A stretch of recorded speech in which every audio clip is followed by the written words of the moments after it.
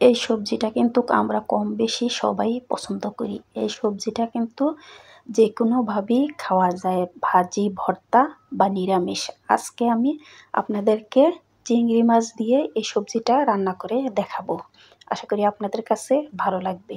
এখানে আমি 1 কাপের 4 ভাগের 1 ভাগ তেল নিয়ে নিছি। তেলটা গরম হওয়ার জন্য প্যানেতে একটু নেড়েচেড়ে নিচ্ছি।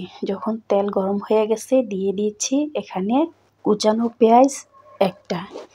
পেঁয়াজ দিয়ে পেঁয়াজটাকে ভেজে নিচ্ছি যতক্ষণ পর্যন্ত পেঁয়াজটা নরম না হয়ে যায়।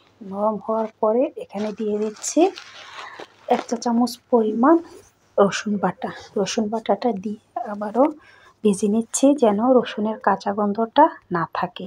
দিয়ে দিয়েছি এখানে ছোটো সাইজের চিংড়ি মাছ। চিংড়ি মাছটা দিয়ে আবারও ভেজে নেব যেন চিংড়ি মাছটা একটু ভাজা হয়, আর চিংড়ি মাছের থেকে একটা কাঁচা গন্ধ যে থাকে এই গন্ধটা যেন না থাকে। চুলার জালটাকে লোতে রেখে কিছুক্ষণ ভেজে নিচ্ছি। চিংড়ি মাছ যখন ভাজা হয়ে যাবে দিয়ে দিচ্ছি এখানে সামান্য পরিমাণ পানি, কারণ পানিটা দিয়েছি যখন আমি গুঁড়া মশলা দেব তখন কিন্তু গুঁড়া মশলাগুলি পুড়ে যাবে। এখানে দিয়ে দিচ্ছি 1/2 চা চামচ পরিমাণ জিরার গুঁড়া, 1/2 চা চামচ পরিমাণ মরিচ গুঁড়া, 1/2 চা চামচ পরিমাণ হলুদ গুঁড়া, 1/2 চা চামচ পরিমাণ ধনিয়ার গুঁড়া, দিয়ে দিয়েছি স্বাদ মতো লবণ। দিয়ে আবারও কষিয়ে নিচ্ছি কিছুক্ষণ চিংড়ি মাছগুলি। মশলা দিয়ে এভাবে চিংড়ি মাছটি কিছুক্ষণ কষিয়ে দিয়ে দেব এখানে কাঁচামরিচ ফালি। এখানে 3-4টা কাঁচামরিচ ফালি করে দিয়েছি যেন জালটা বের হয়। এভাবে কাঁচামরিচ ফালিটাকেও কিছুক্ষণ নেড়েচেড়ে ভেজে নিয়েছি। দিয়ে দিচ্ছি এখানে 500 গ্রাম ভেন্ডি। ভেন্ডিগুলি এভাবে আমি লম্বা লম্বা করে টুকরা করে কেটে নিয়েছি। দিয়ে দিয়েছি এখানে মিডিয়াম সাইজের 2টা টমেটো।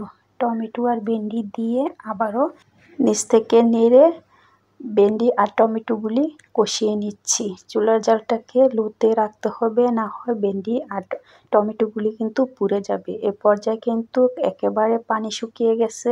যদি হাইতে জাল রাখি তাইলে কিন্তু পুড়ে যাবে। লোতে রেখে কিছুক্ষণ এভাবে কষিয়ে নিতে হবে। এই পর্যায়ে ঢাকনা দিয়ে ঢেকে দিচ্ছি যেন ভেন্ডি আর টমেটো থেকে কিছুটা পানি বের হয় আর টমেটো আর ভেন্ডিটাও যেন সিদ্ধ হয়ে যায়। কিছুটা যখন সিদ্ধ হয়ে গেছে দিয়ে দিচ্ছি এখানে 1 কাপ পরিমাণ পানি।